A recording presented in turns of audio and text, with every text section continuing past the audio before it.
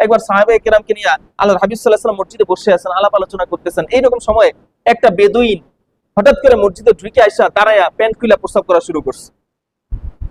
এখানে যদি আমাদের এই ঘটনাটা ঘটে, আপনারা কি করবেন? ওরে লাঠি দিয়ে মারবেন না? দূর দূর বেলা মসজিদ থেকে বের করে দিবেন। আল্লাহর হাবিব সাল্লাল্লাহু আলাইহি ওয়াসাল্লাম সেটা করে না। সাহাবায়ে কেরাম মাহ মাহ, হ্যাঁ কি করছো কি করছো, দূর দূর তারাও তারাও, এরে তারাই দাও, দূর দূর করে তারা তারাই দিতে নিছেন। করে আল্লাহ রাসূল সাল্লাল্লাহু আলাইহি ওয়াসাল্লাম বলে, দাঁড়াও দাঁড়াও, তোমরা থামো, ওর প্রস্রাবটা শেষ করতে দাও। আমরা কি শেষ করতে দিতাম? যেটুক করছো করছো, এর বাইরে পেয়ে যাও, ধাক্কে বের করে দিতাম। আল্লাহর হাবিব সাল্লাল্লাহু আলাইহি ওয়াসাল্লাম বলছেন, সে প্রাকৃতিক কাজ সারতেছে, তাকে কাজটা শেষ করতে দাও। সে যখন শেষ করলো, শেষ করার পরে সেই লোকটা রাগান্বিত হয়ে গেল। সাহাবায়ে কেরাম তাকে দূর দূর বলছে, সে একটু রাগান্বিত হয়েছে, কষ্ট পাইছে। সে আসলে বুঝে না, বেদুইন তো যারা যাযাবর, এদের শিষ্টাচার আমাদের শিষ্টাচার মিলবে না। যারা এই যে যাযাবর আছে, এই যে আমরা আমাদের ভাষা বলি বেয়াজ্জা, তাদের আচার আচরণ, তাদের কথাবার্তা কি আমাদের সাথে মিলবে? এরা ছিল আরবদের বহির্ভূত, এরা জঙ্গলে জঙ্গলে থাকতো, মাঠে মাঠে থাকতো, এদের আচার আচরণে কোনো শিষ্টাচার ছিল না, এরা বুঝতো না কোনটা ভালো কোনটা মন্দ। তাহলে হাবিব সাল্লাল্লাহু আলাইহি ওয়াসাল্লাম তো এটা বুঝছেন যে সে আসলে আমাদের এই সমাজের লোক না, সুতরাং তার দ্বারা এই আচরণটা স্বাভাবিক। সাহাবায়ে কেরামকে থামাইলেন, সে প্রস্রাব শেষ করলো। শেষ করার পর আল্লাহর হাবিব সাল্লাল্লাহু আলাইহি ওয়াসাল্লাম তাকে কাছে রাখলেন, ডেকে বললেন, তুমি যেখানে প্রস্রাব করছো, এটা প্রস্রাব করার জায়গা না, এটা উত্তম জায়গা, এটা আল্লাহকে সিজদা করার স্থান, এটা পবিত্র স্থান, এখানে প্রস্রাব করা যাবে না। প্রস্রাব করার জন্য বাহিরে অনেক জায়গা আছে, তুমি সেখানে প্রস্রাব সারবা, এই কাজটা আর কখনো করবে না। তাকে সুন্দর করে মিষ্টি ভাষায় নসিহত করলেন। তখন সেই লোকটা বলল, আপনি অত্যন্ত ভালো মানুষ, আর আপনার সাথে যারা আছে এরা অত্যন্ত খারাপ মানুষ। আপনি অত্যন্ত ভালো মানুষ, কিন্তু আপনার সাথে যারা আছেন এরা খারাপ, অপছন্দ করতেন। এরপর সাথে সাথে রাসূলের এই আচরণ দেখে তিনি সাথে সাথে আল্লাহ রাসূলের উপর ঈমান আনলেন, যে এই আচরণ যে করে সে আল্লাহর রাসূল না হয়ে পারেন না, কোনো সাধারণ মানুষের দ্বারা এই আচরণ সম্ভব না। আল্লাহর হাবিব সাল্লাল্লাহু আলাইহি ওয়াসাল্লাম একবার গাছের নিচে শুয়ে আছেন। এই অবস্থায় একটা কাফির, অনেক কাফিররা চেষ্টা করছে রাসূলুল্লাহ সাল্লাল্লাহু আলাইহি ওয়াসাল্লামকে হত্যা করার, কিন্তু কেউ হত্যা করতে পারেনি। তো ওই লোকটা দেখলো যে আল্লাহর হাবিব সাল্লাল্লাহু আলাইহি ওয়াসাল্লাম গাছের নিচে খোলা ময়দানে একা শুয়ে আছে। সে চিন্তা করলো, এই তো তাকে হত্যা করার সময়, কেউ নাকি তারে হত্যা করতে পারে না, আমি তো হত্যা করতে পারবো। উপরে ছিল খোলা তরবারি, সে তরবারিটা নিয়ে রাসূলের গলায় ধরে তার বুকের উপরে বসে গেল, গিয়ে বলতেছে, এবার মা মাইয়ামনাউকা মিন্নি ইয়া মুহাম্মদ, হে মুহাম্মদ, আজকে তোমাকে আমার থেকে কে রক্ষা করবে বলো? তোমার বুকের উপর আমি বসে আছি, তুমি উঠতে পারবে না কোনোদিন, তোমার গলার মধ্যে তরবারি ধরে রাখছি, আর তো তরবারি আমার হাত থেকে কেড়ে নিতে পারবে না, আশেপাশে কোনো সহযোগী নাই তোমার, আজকে কে তোমাকে আমার হাত থেকে বাঁচাবে? রাসূলুল্লাহ সাল্লাল্লাহু আলাইহি ওয়াসাল্লাম ভয় পেলেন না। কোন ইমানদার মৃত্যুকে ভয় করে না, জন্মের পরেই মৃত্যু অনিবার্য, আর কিছু হোক আর না হোক, আমি ধনী হই বা না হই, বিয়ে হোক বা না হোক, সন্তান হোক বা না হোক, মৃত্যু হবেই। এটাকে অস্বীকার করার কোনো সুযোগ আছে? নাই। কেউ বেঁচে নাই আজ পর্যন্ত, নবী রাসূলও বেঁচে নাই। তাহলে হাবিব সাল্লাল্লাহু আলাইহি ওয়াসাল্লাম ভয় পেলেন না, তিনি স্বাভাবিক সেন্সে, স্বাভাবিক অবস্থায় বললেন আল্লাহ। সে আবারও জিজ্ঞেস করলো, মাইয়ামনাউকা মিন্নি, তোমাকে আজকে রক্ষা করবে কে? আল্লাহ রাসূল সাল্লাল্লাহু আলাইহি ওয়াসাল্লাম বললেন আল্লাহ। সে আল্লাহর সাথে পরিচিত ছিল না, এটা যে আল্লাহর একজন স্রষ্টার নাম সে চিনত না। সে চিন্তা করলো, আল্লাহটা কে? এখানে আশেপাশে কেউ দেখি না, এটা কে হইতে পারে যে রক্ষা করবে মুহাম্মদকে? নিশ্চয়ই সে অত্যন্ত ভয়াবহ, অত্যন্ত শক্তিশালী। না না, মুহাম্মদ কোনো ভয় পায় না, আল্লাহর কথা বলতেছে, নিশ্চয়ই সে অত্যন্ত শক্তিশালী একজন কেউ হবেন। ভয়ে সে কাঁপতে কাঁপতে হাতের তরবারি ফেলে দিল। সাথে সাথে মুহাম্মদ সাল্লাল্লাহু আলাইহি ওয়াসাল্লাম উঠে তার বুকে বসলেন। বসার পরে বলতেছেন, এবার তরবারি তার গলায় ধরে বলতেছেন, মাইয়ামনাউকা মিন্নি, এবার তোমাকে কে রক্ষা করবে আমার হাত থেকে? ও থতমত খেয়ে গেছে, কি করবে না করবে ভয়ে। সে বলতেছে, চিন্তা করলো যে আল্লাহ মুহাম্মদকে রক্ষা করবে, আমি সে আল্লাহর কথা বলি। সে বললো, আমার তো আল্লাহ রক্ষা করবে।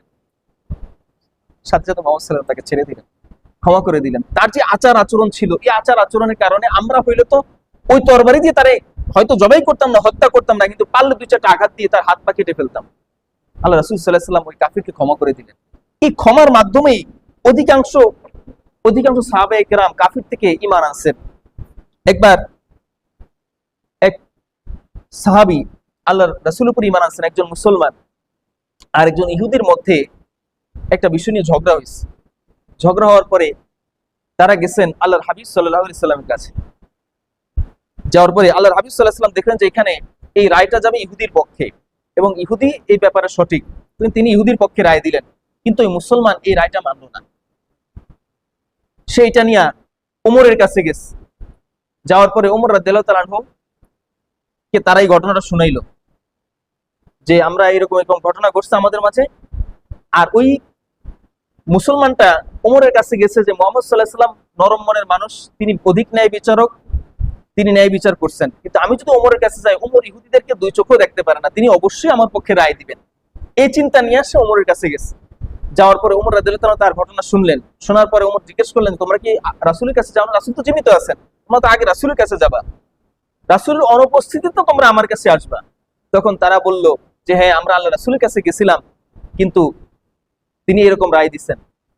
আর দেখেন, ওই মুসলমানটা আসলে তার মনের মধ্যে নিফাক ছিল, রাসূলের প্রতি বিশ্বাস ছিল না পরিপূর্ণ।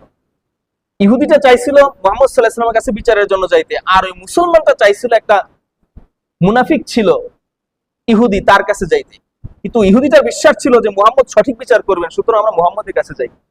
ও যাইতে চায়নি মুসলমানটা, পরে জোর করে তাকে নিয়ে আসা হয়েছিল। মুহাম্মদ সাল্লাল্লাহু আলাইহি ওয়াসাল্লাম রায় দিলেন, এই রায়টা সে মানলো না। তারা দুইজন মিলে ওমরের কাছে গেলেন, এবং ওমর যখন শুনলেন যে মুহাম্মদ সাল্লাল্লাহু আলাইহি ওয়াসাল্লাম এই রায় দিচ্ছেন, তখন তিনি বললেন, ঠিক আছে, তোমরা এখানে দাঁড়াও, আমি ভেতর থেকে আসি। আয়েশা তিনি এক কোবে মুসলমানের কল্লাটা কেড়ে ফেললেন। যে যেই মানুষটা, যেই মুসলমান আল্লাহ রাসূলের বিচারে বিশ্বাস করে না, সে আল্লাহ রাসূলকে বিশ্বাস করতে পারে না, আর আল্লাহ রাসূলকে যে বিশ্বাস করে না তার ঈমান নাই। আর যে মুসলমান ঈমান হারা হয়ে যায়, সে মুরতাদ হয়ে গেছে। এক কবে তার কল্লাটা ছিঁড়ে ফেললেন।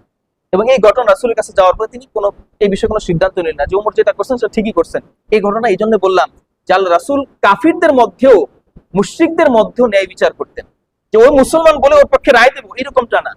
আমরা তো আমাদের ভাই, আমাদের পরিবারের কেউ হলেই তার পক্ষে রায় দিই, কোনো স্বার্থ থাকুক বা না থাকুক, সে আমার ভাই, সে আমার রক্তের সম্পর্কিত, সে আমার পরিবারের একজন, তার পক্ষে আমরা সাফাই গিয়ে তার পক্ষে রায় দিই, সত্যটা জানার পরে। কিন্তু আল্লাহ হাবিব সাল্লাল্লাহু আলাইহি সাল্লাম কখনোই এটা করতেন না।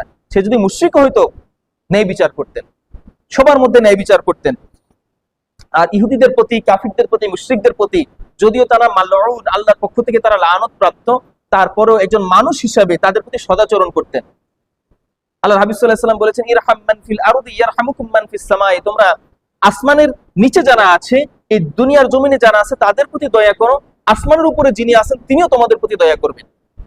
অর্থাৎ একজন কাফির, একজন মুশরিক, সে অভিশপ্ত হইতে পারে, সে কাফির হইতে পারে, সে জাহান্নামী হইতে পারে, কিন্তু সে একটা প্রাণ, তার মধ্যে একটা প্রাণ আছে, সে দুঃখ কষ্ট পায়, সে কান্না করে। পৃথিবীতে যত প্রাণী আছে, সমস্ত প্রাণী দুঃখ কষ্ট পায়। সুতরাং একজন মানুষ হিসাবে তার প্রতি আমাদের মানুষ হিসেবে যেমন আচরণ করা উচিত, সেরকম আচরণ করতে হবে। একবার একটা ইহুদির লাশ যাচ্ছিল রাস্তা দিয়ে, আল্লাহ রাসূল সাল্লাল্লাহু আলাইহি ওয়াসাল্লাম সেখানে বসা ছিলেন, তিনি সাথে সাথে দাঁড়িয়ে গেলেন। তো সাহাবায়ে কেরাম বলল, ইয়া রাসূলুল্লাহ, এটা তো একটা ইহুদির লাশ। আল্লাহ রাসূল সাল্লাল্লাহু আলাইহি ওয়াসাল্লাম বললেন, সে তো একটা মানুষ ছিল, সে মুসলমান না, কিন্তু সে তো একটা মানুষ ছিল, এই জন্য তার সম্মানে দাঁড়িয়ে গেলেন। এই জন্য সম্মানের ক্ষেত্রে, ন্যায় বিচারের ক্ষেত্রে আল্লাহ রাসূল সাল্লাল্লাহু আলাইহি ওয়াসাল্লাম কখনো কাফির মুশরিক বিচার করতেন না।